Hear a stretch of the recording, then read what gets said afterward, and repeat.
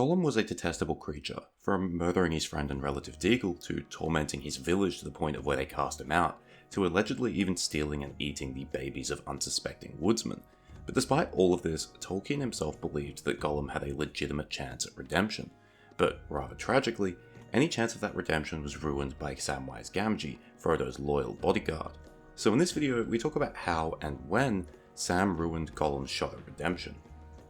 Sam often gets touted as the true hero of the story, but to be honest, I find this incredibly unfair to Frodo. That is, however, a topic for another video. But despite how well received Sam is as a character, for his unwavering loyalty, his immense bravery, and his good old-fashioned hobbit sense, Tolkien was well aware that he was a flawed character, yes, describing him as lovable and laughable, but also having the potential to irritate or infuriate readers.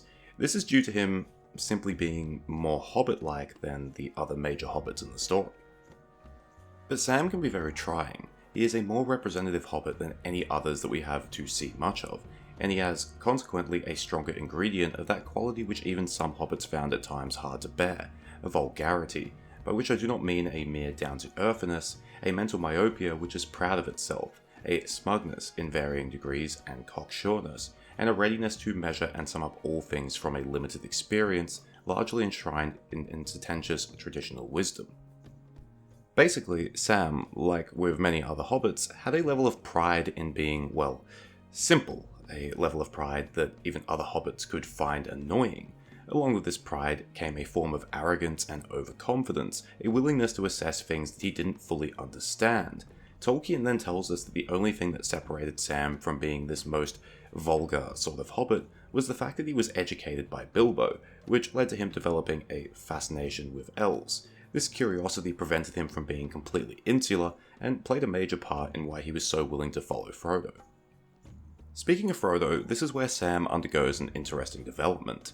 Sam was cocksure and deep down a little conceited, but his conceit had been transformed by his devotion to Frodo. He did not think of himself as heroic or even brave or in any way admirable, except in his service and loyalty to his master.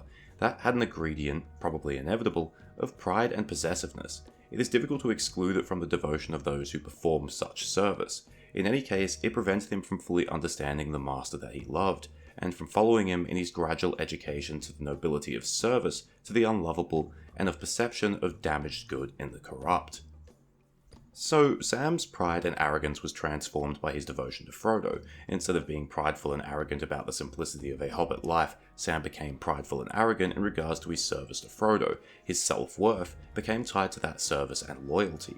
Tolkien then states that it was inevitable that Sam would become possessive of Frodo, and unfortunately, all of this together meant that even as faithful as Sam was, he didn't fully understand Frodo, and importantly, that meant that Sam did not understand Frodo's attitude towards Gollum. Remember, Tolkien pointed out Sam had a readiness to measure and sum up all things from a limited experience, and nowhere is this better applicable than to Gollum.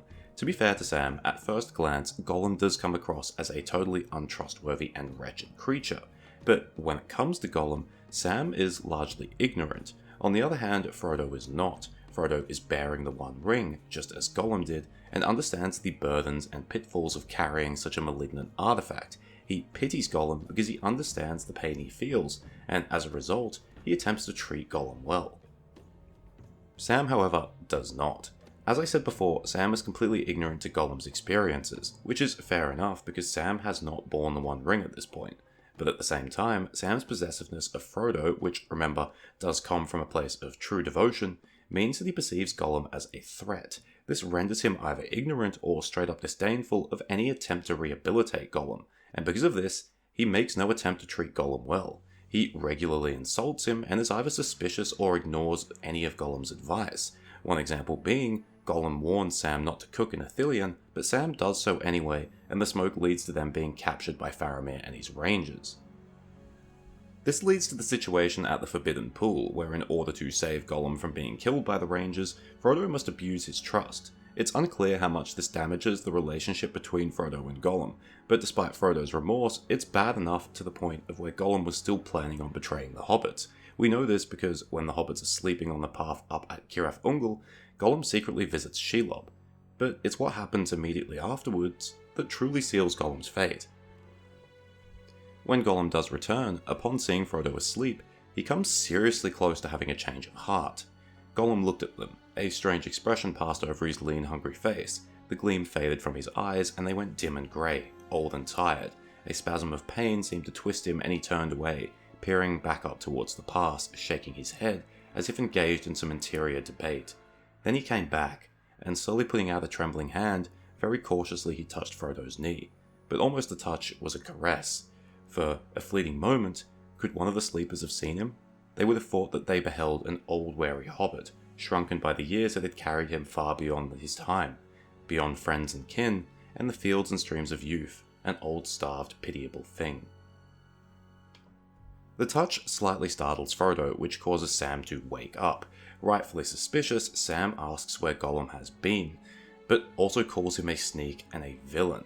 It's at this point where Gollum fully embraces the evil half. He protests to being called a sneak, and Sam actually apologizes, but Gollum embraces the name Sneak, clearly showing that Sam's apology has not been accepted. The next day, Gollum leads Frodo and Sam to Shelob's lair with the intention of both of them being killed. Tolkien actually labels that short exchange between Gollum and Sam as one of the most tragic moments in the tale, saying that in that moment, Gollum's repentance is blighted and that all of Frodo's pity is wasted and that Shelob's lair became inevitable. But in saying that, Tolkien does not blame Sam for his actions, saying that he acted within the logic of the story. His actions were completely rational and true to his character. Unfortunately, he did not have the foresight or the wisdom to treat Gollum differently, but that was his nature, and in truth, the nature of many hobbits. Tolkien then raises the interesting question of, what would have happened if Sam didn't ruin Gollum's redemption? Tolkien suggests that the journey into and through Mordor would have been completely different, and that the story would have been focused on the inner turmoil within Gollum, his love for Frodo on one side, and his love for the One Ring on the other side. Tolkien states that although Gollum's love for Frodo would have grown daily, it still would not have become strong enough to overcome his desire for the One Ring, and regardless, through violence or trickery, Gollum would have seized it in the end. But then there's a bizarre twist of fate. Once Gollum seized the One Ring, he would have experienced, well, as explained by Tolkien. I think that an effect of his partial regeneration by love would have been a clearer vision when he claimed the One Ring. He would have perceived the evil of Sauron and suddenly realised that he could not use the ring and had not the strength or stature to keep it in Sauron's despite. The only way to keep it and hurt Sauron was to destroy it and himself together, and in a flash, he may have seen that this would also be the greatest service to Frodo. Basically, after Gollum seized the One Ring, his partial redemption would require him to also serve Frodo in some manner. Thanks to being somewhat more clear-minded inside Mount Doom, he would have realised that any chance of now keeping the ring would be futile, as Sauron knows exactly where it is. In order to keep the ring to himself, to hurt Sauron, and to fulfill his service to Frodo, he would have cast himself into the fire with the One Ring, effectively fulfilling the quest. It's still an all-round tragic scenario. Even with some rehabilitation, Gollum was always going to betray his master, even if he didn't necessarily want to. Perhaps not at Shelob's lair, but certainly at Mount Doom. And there, Gollum was always going to die, whether he took the ring maliciously, or whether he then sacrificed himself for the good of all Middle-earth. But once again, the logic of the story dictated that Gollum did betray the hobbits sooner rather than later, thanks to the corruption within him, but also with Sam's prodding. However, I wouldn't say that this is a bad thing.